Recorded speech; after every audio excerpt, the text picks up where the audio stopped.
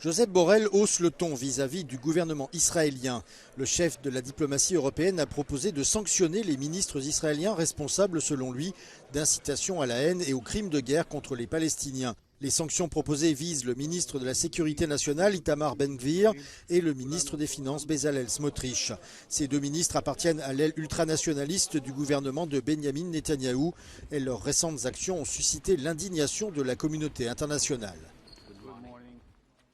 I initiated the procedures in order to ask the member states if they consider appropriate, including in our list of sanctions, some Israeli ministers has been launching hate messages, unacceptable hate messages against the Palestinians and proposing things that goes clearly against international law and is an incitation to commit war crimes. Le ministre de la Sécurité d'Israël, Itamar Ben-Gvir, s'est récemment rendu à la mosquée Al-Aqsa, le lieu saint contesté à Jérusalem, et a appelé à plusieurs reprises à prier sur le site, en violation du statu quo maintenu depuis des décennies par les autorités israéliennes. Le ministre des Finances, Bezalel Smotrich, a récemment été condamné pour avoir déclaré qu'il pourrait être moral d'affamer 2 millions de Palestiniens dans la bande de Gaza.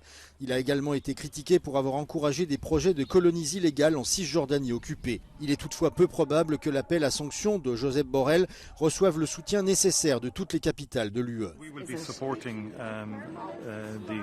Josep Borrell's recommendation for sanctions in respect of settler organizations in the West Bank who were fomenting and who were facilitating expansion of settlements, and also of two Israeli ministers that the High Representative has also called for sanctions against Ben-Gvir and Minister Smotrich. Non è con il riconoscimento della Palestina teorico, con le sanzioni ai ministri israeliani che si risolve il problema.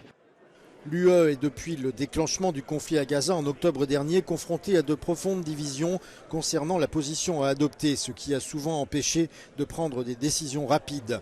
Mais cette dernière mesure de Josep Borrell est le signe d'une frustration croissante à Bruxelles à l'égard des alliés les plus intransigeants du gouvernement de Benyamin Netanyahou.